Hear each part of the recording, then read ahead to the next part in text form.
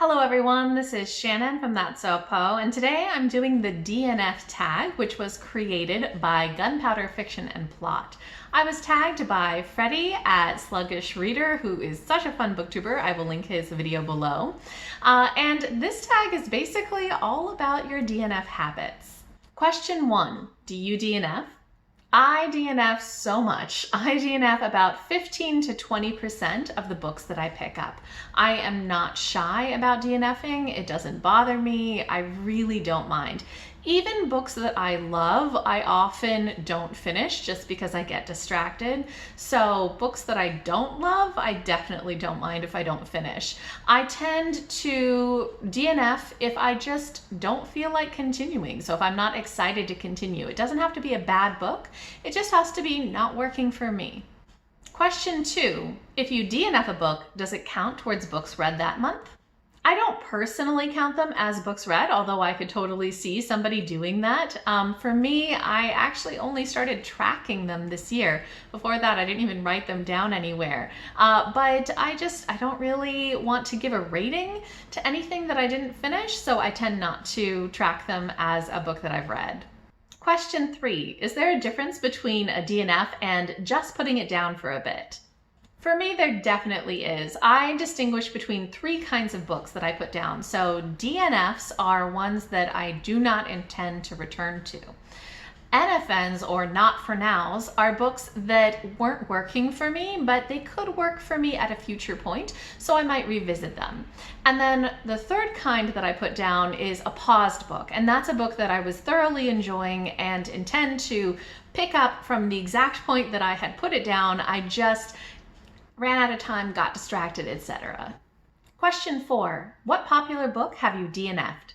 I DNF'd The House of the Spirits by Isabel Allende, which is a modern classic. I'd heard such amazing things about it. It's really well known for being great, but it was way too graphic for me.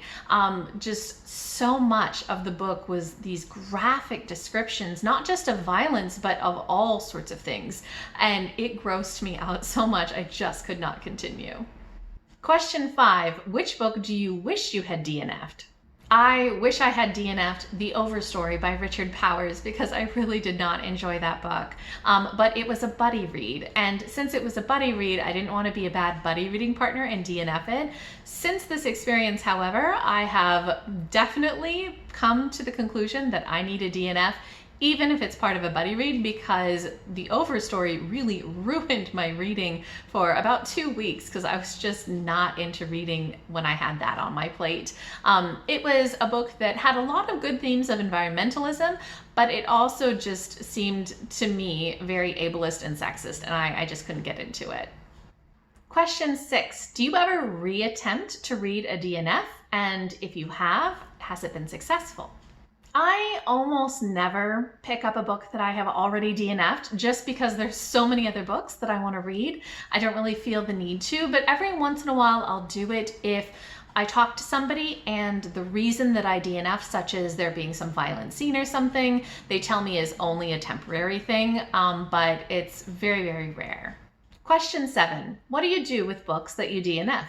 So on Goodreads, I just mark these as DNF. I have a special DNF category, I mark it as that, and I make a little note as to what percentage I DNF'd it at and why I DNF'd it. And then for the actual book itself, almost all of the books that I read are library books, so I just return it. But sometimes it's an ebook, in which case that's fine, I just remove it from my phone.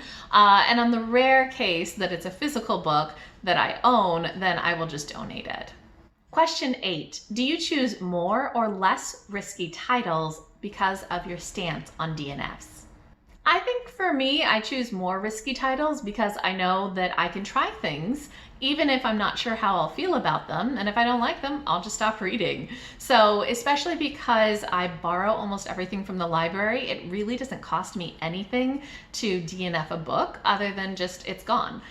So I am very, very pleased to try out all kinds of things that I have no clue if I will like or not, just because it'll be fine either way.